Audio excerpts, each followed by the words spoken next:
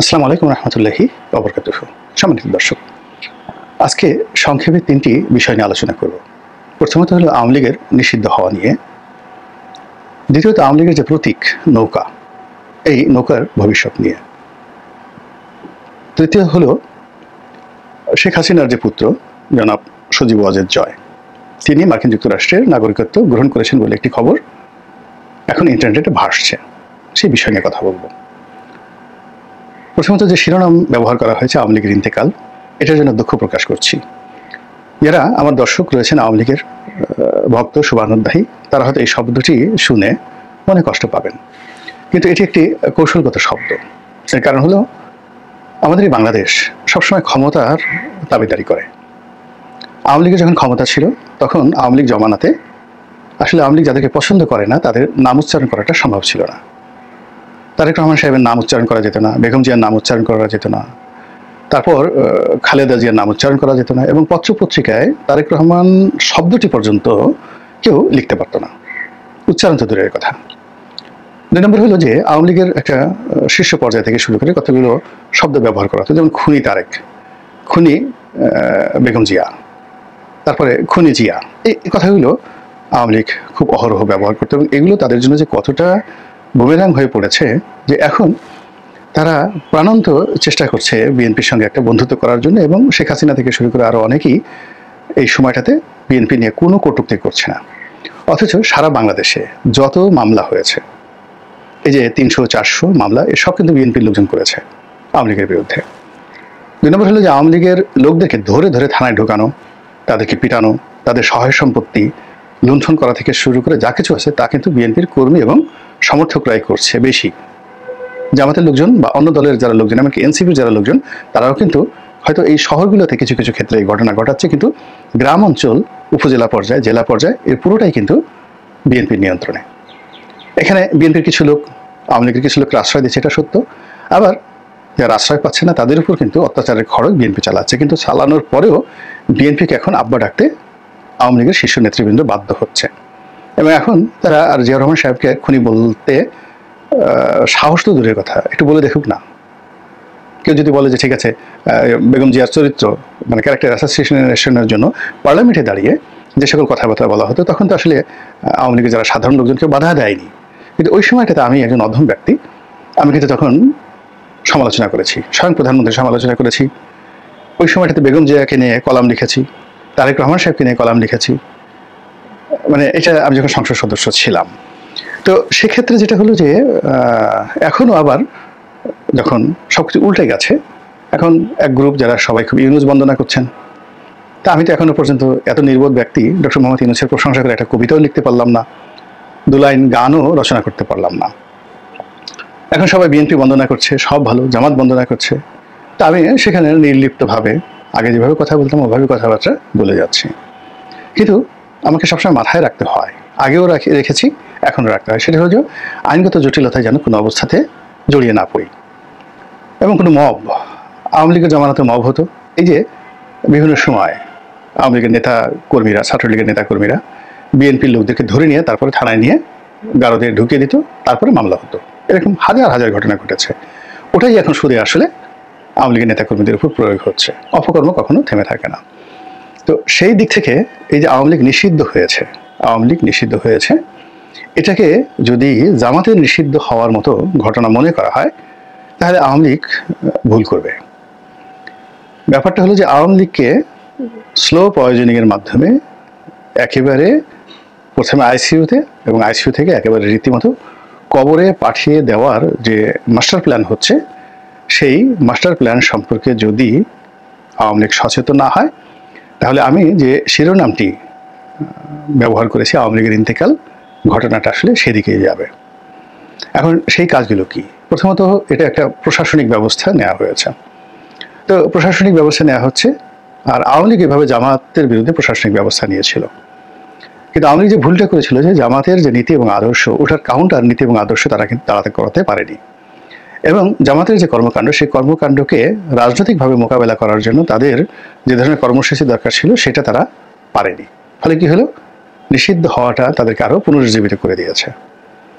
এখন আওয়ামী লীগকে নিষিদ্ধ করা হয়েছে, যদি সেই নিষিদ্ধকে চ্যালেঞ্জ জানিয়ে আওয়ামী লীগ তার রাজনৈতিক প্রজ্ঞা, মেধা, যোগ্যতা, কথাবার্তা, আচরণ সব কিছুতে একটা রেনেসা জাগরণ নিয়ে আসে, তাহলে যারা নিষিদ্ধ করেছেন এটি তাদের জন্য বুমেরাং হয়ে যাবে।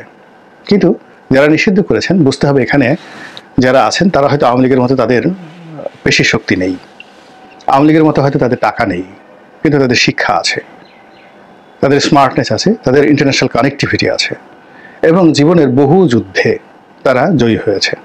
এই সরকারের সঙ্গে যারা আছে তারা কেউ যেন তেন লোক নয়। তারা হয়তো আমরা ঠাট্টা করে বলছি তারা রাজনীতি বুঝেন না, কিন্তু তারা রাজনীতি পড়ান। They the teacher of the politics. তারা অর্থনীতি বুঝেন না, কিন্তু they the master of economics. তারা ইকোনমিক্সের প্রভু। তারা মার্কেটিং বুঝেন না, কিন্তু they are the godfather of marketing. এবং এই যে তারা তাদের যে জ্ঞান, গরিমা, বিদ্যা, বুদ্ধি, এই সব কিছুকে গোপন রেখে তারা যে নীরব থাকছেন। আমাদের দেশে একটা কথা আছে না, ভাঙা কলসি খুব ঠনঠন করে নড়ে। তো আওয়ামী লীগের মতো, জামাতের মতো, বিএনপির মতো তারা ঠনঠন করে নড়ছে না। তারা সব কিছুই হাসি মুখে বরণ করছে, নির্বোধের মতো তারা নিজেদেরকে পরিচয় দিচ্ছে। এবং এটাই যারা এই সরকারের প্রতিপক্ষ তাদের জন্য ভয়ঙ্কর। এর কারণ হলো প্রতিপক্ষ তাদেরকে রিড করতে পারছে না। আর গত এই 7-8 মাসে তারা যে কাজগুলো করতে চেয়েছে, দেখুন তো, মিলিয়ে দেখুন তো। ডক্টর মোহাম্মদ ইউনূস ব্যক্তিগতভাবে যে কাজগুলো করেছেন তার নিজের জন্য, গ্রামীণ ব্যাংকের জন্য, গ্রামীণ ফোনের জন্য, তার পরিবারের জন্য, তার আত্মীয় স্বজনের জন্য, তিনি যাদেরকে পছন্দ করেন তাদের জন্য, এটা 17 বছর আওয়ামী লীগ করেছে কিনা বা করতে পেরেছে কিনা, পারেনি। তার পছন্দের যত সাংবাদিক তিনি সবাইকে এত চমৎকারভাবে ভালো রাষ্ট্রীয় পদ দিয়েছেন, পদবি দিয়েছেন, মর্যাদা দিয়েছেন, সব কিছু দিয়েছেন। আওয়ামী লীগ কী করেছে, প্লেনে করে উড়িয়ে নিয়ে গেছে তাদের সবাইকে, এক একটা বড় বড় সাংবাদিকদেরকে তারা দালাল বানিয়েছেন, তারা চাটুকার বানিয়ে দিয়েছেন, এবং এখন সবাই পালিয়ে আছে আর অনেকে জেলে আছে। কিন্তু ডক্টর মোহাম্মদ ইউনূস তাদেরকে কাজে লাগিয়েছেন রাষ্ট্রের কর্মে। তো এই বিষয়গুলো পড়তে জানতে হবে, বুঝতে জানতে হবে, এবং সেটা যদি বুঝতে না পারে আওয়ামী লীগ, তাহলে সত্যিকার এই দলটি এখন আইসিইউতে আছে, সামনে তার কবরে যাওয়া ছাড়া আর কোনো উপায় নেই। গেল ইন্তেকাল সম্পর্কে। দ্বিতীয় যে বিষয়টি আমি বলতে চাচ্ছি, আওয়ামী লীগের যে প্রতীক রয়েছে নৌকা, এই নৌকা নিয়ে টানা হেঁচড়া হবে, ভীষণ রকম টানা হেঁচড়া হবে। এখন এই নৌকা প্রতীকটি যদি ধরুন একটি নতুন যে অনেকগুলো দল নিবন্ধিত হবে, সেই নিবন্ধিত যে কোনো একটা দলকে তারা এই প্রতীকটি বরাদ্দ দিয়ে দেয়, কী করবে আওয়ামী লীগ বলেন? আন্দোলন করবে? লাফালাফি করবে? গালাগাল করবে? কোনো লাভ হবে না। এই জন্য তাদেরকে বুদ্ধি খাটাতে হবে, কূটনৈতিক তৎপরতা চালাতে হবে, এবং এই কাজগুলো যেখানে যেখানে হবে সেই জায়গাগুলোর সাথে বিনয়, ভদ্রতা নিয়ে দেশি এবং আন্তর্জাতিক তাদের যত কানেক্টিভিটি আছে সর্বোচ্চ শক্তি দিয়ে তারা যদি এই নৌকাকে রক্ষা করতে না পারে, তাহলে অতীতে যেভাবে দাড়িপাল্লা নিয়ে তারা যেভাবে খেলেছে এবং খেলে তারা ব্যর্থ হয়েছে, কিন্তু এই বর্তমান সরকার কিন্তু নৌকা নিয়ে যে খেলাধুলা করবে এটা তারা ব্যর্থ হবে না। ধরুন একটা পার্টি এখনও নিবন্ধিত হয়নি, না নিবন্ধন পায়নি, ধরুন অনেক অদ্ভুত অদ্ভুত এই কিংস পার্টি এই গত 7 মাসে নিবন্ধিত হয়েছে, শত শত পার্টি, মানে তারা আত্মপ্রকাশ করেছে, এখন তারা নিবন্ধনের জন্য দরখাস্ত করবে। এইরকম সবচেয়ে যেটাকে আপনি দুর্বল মনে করেন, অসহায় মনে করেন, এরকম একজন লোকের যদি নৌকা প্রতীক দেওয়া হয়, অর্থাৎ ওই যে ছক্কা ছয়পুর ছিল, তার ডাব মাকড়া ছিল, এরকম ছক্কা ছয়পুর প্রকৃতির অনেক লোক রাজনৈতিক দল গঠন করে ফেলেছে, এবং আওয়ামী লীগের এই মাথার মুকুট নৌকা এটাকে ছক্কা ছয়পুর টাইপের এরকম একজন লোককে দিয়ে দেওয়া হলো। তো এটা হলো যে অনেকটা যে আপনার ডাস্টবিনের ময়লা এনে আপনার মুখে মাখিয়ে দেওয়া হলো, তারপরে আপনাকে বলা হয় যে আপনি ঘুরেন। কিংবা দেখা গেল আপনাকে গাল কাটা কামাল বানানোর জন্য চাকু দিয়ে আপনাকে সুন্দরভাবে গাল একেবারে ক্রস চিহ্ন হয়ে দেওয়া হলো, এরপর সেখানে ব্যান্ডেজ করে আপনাকে বলা হলো আপনি ঘুরেন, 2 গালে 2টো ক্রস চিহ্ন, গাল কাটা কামাল। তো এরকম নৌকা নিয়ে সরকার খেলবে। এর কারণ হলো আওয়ামী লীগের যে আবেগের যে জায়গাগুলো, সেই আবেগের জায়গাগুলো কিন্তু তারা খুব কৌশলে ভেঙে দিচ্ছে।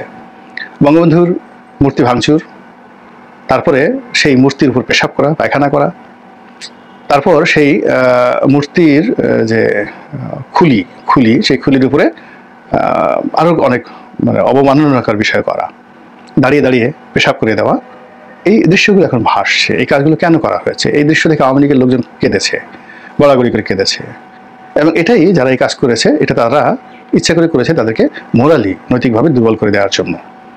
32 নম্বর ভেঙেছে, তাদেরকে নৈতিকভাবে দুর্বল করে দেওয়ার জন্য, সুধা সদন ভেঙেছে তাদেরকে নৈতিকভাবে দুর্বল করে দেওয়ার জন্য। এবং এই যে আওয়ামী লীগের অফিসগুলো আছে এগুলো দখল করা হচ্ছে নৈতিকভাবে দুর্বল করার জন্য, দখলের উদ্দেশ্য নয়। আওয়ামী লীগের যে কেন্দ্রীয় অফিস, এখানে ভ্রাম্যমাণ পতিতা পাগল তারা থাকছে এবং কিছু কিছু জায়গাতে তারা ওখানে নিয়মিত মলত্যাগ করছে, পায়খানা করছে, দুর্গন্ধে আপনি তার ধারে কাছে যেতে পারবেন না। এই কাজগুলো করা হচ্ছে আওয়ামী লীগকে মোরালি দুর্বল করার জন্য। ফলে এর ধারাবাহিকতায় নৌকাটি নিয়ে যদি তারা যমুনা নদীতে ডুবিয়ে দেয়, যেমন এখন যে শেখ হাসিনার নামে একটা গরু জবাই দেওয়া হলো, এটা তো মূলত শেখ হাসিনাকে মোরালি দুর্বল করার জন্য এবং তার নেতাকর্মীদের কাছে তাকে এমনভাবে উপস্থাপন করার যে একটা চেষ্টা। আদারওয়াইজ কেন একটা গরুর নাম হবে গায়ে লেখা ওবায়দুল কাদের, গায়ে লেখা শেখ হাসিনা? এটা মূলত মোরালি দুর্বল করার জন্য। এখন তারা যদি বলে যে ঠিক আছে আমরা এখন আওয়ামী লীগের 100টি নৌকা যমুনা নদীতে ডুবাবো, পদ্মা নদীতে ডুবাবো, ব্রহ্মপুত্রে ডুবাবো, এবং এটা সেলিব্রেট করে করে তারা এই কাজগুলো করবে। নৌকা ডুবি, আওয়ামী লীগের নৌকা ডুবি। তো এই নৌকা ডুবিকে উদ্দীপনা সৃষ্টি করার জন্য তারা চাকবুম গান বাজালো, ওখানে নাচ হলো, গান হলো, এবং হিন্দুরা যেভাবে তাদের যে দুর্গা মূর্তি যেভাবে বিসর্জন দেয়, ওভাবে আয়োজক যারা আছেন তারা যদি নৌকাকে এই নদী গর্ভে তলিয়ে দেয়, ডুবিয়ে দেয়, তারপরে সেখানে যদি তারা খাওয়া দাওয়া করে, খানাপিনা করে, জিয়াফত করে, এই জিনিসগুলো আওয়ামী লীগের লোকজনের মনের মধ্যে কেমন লাগবে বলেন তো? এবং সেই কাজগুলো আওয়ামী লীগ যত বেশি এইসব উদ্দীপনা দেখাবে, এই কাজগুলো তত বেশি করা হবে। সবার শেষে এই যে সজীব ওয়াজেদ জয়, তার যে মার্কিন নাগরিকত্ব গ্রহণ, এটি নিয়ে সামাজিক মাধ্যমে ভীষণ রকম আলোচনা হচ্ছে। কেন আলোচনা হচ্ছে? তারা প্রমাণ করতে চাচ্ছে যে বাংলাদেশ নিয়ে শেখ পরিবারের এখন আর কোনো স্বপ্ন নেই, শেখ হাসিনার কোনো স্বপ্ন নেই, জয়ের কোনো স্বপ্ন নেই, পুতুলের কোনো স্বপ্ন নেই। পুতুল বলা হচ্ছে, আমি জানি না এটা সত্য না মিথ্যা, পুতুলের কানাডিয়ান নাগরিকত্ব রয়েছে, জয় নাগরিকত্ব ছিল না। জয়কে নিয়ে ভবিষ্যতে অনেক স্বপ্ন দেখা হতো, তিনি ভবিষ্যতে শেখ হাসিনার স্থলাভিষিক্ত হবেন। এখন যেহেতু তিনি আমেরিকান নাগরিকত্ব নিয়েছেন, কাজেই আওয়ামী লীগ মাইনাসের খাতায় চলে গেছে, তাদের ভবিষ্যৎ প্রজন্ম মাইনাসের খাতায় চলে গেছে। এই প্রচারগুলো তারা সামনে নিয়ে আসবে খুব বড় সড়ো করে, যে Awami League is no more, এখানে থাকবেই না। কিন্তু এই যে জয় সেখানে মার্কিন নাগরিকত্ব নিল, কেন নিলেন এবং এই সময়টাতে কেন নিলেন, আর এই ছবি কি করে আসলো বা এই ছবি কেন প্রচারিত হলো, এই বিষয়গুলো নিয়ে আওয়ামী লীগ চিন্তা ভাবনা করছে বলে আমার কাছে মনে হচ্ছে না। ফলে কি হলো, আওয়ামী লীগের যারা প্রতিপক্ষ তারা কিন্তু একেবারে জ্যামিতির যে সূত্র, তারপরে বীজগণিতের যে সূত্র, পাটিগণিতের যে সূত্র, এই সূত্র অনুযায়ী তারা কিন্তু এগিয়ে যাচ্ছে টু ডেস্ট্রয় আওয়ামী লীগ। এবং তার প্রাথমিক স্তর কাগজ কলমে হয়েছে, এখন এটাকে মোরালি, ইথিক্যালি, পলিটিক্যালি, ইকোনমিক্যালি। একটা কথা বলে শেষ করে দেবো, যে কথাবার্তা হচ্ছে, একজন উপদেষ্টাই বলেছেন যে আওয়ামী লীগের নেতাকর্মীদের যে সহায় সম্পত্তি যারা পালিয়ে গেছেন বা পালিয়ে আছেন বা যাদের বিরুদ্ধে মামলা হচ্ছে, তাদের এগুলো সব রাষ্ট্র বাজেয়াপ্ত করবে। বুঝতে পারছেন যে ব্যাপারটা কোন পর্যায়ে চলে যাবে? রীতিমতো মানে এরকম যদি 100-150 নেতাকর্মী বা যাদের সহায় সম্পত্তি বাজেয়াপ্ত করা হয়, যেমন ধরেন বেক্সিমকোকে যদি টার্গেট করা হলো, যে বেক্সিমকো সালমান এফ রহমান এবং তার পরিবারের মালিকানাধীন যত সহায় সম্পত্তি আছে, এই সহায় সম্পত্তি রাষ্ট্র নিয়ে নিল এবং সেটা ওপেন টেন্ডারে বিক্রি করে তাদের যে দায় দেনা এটা পরিশোধ করা হলো।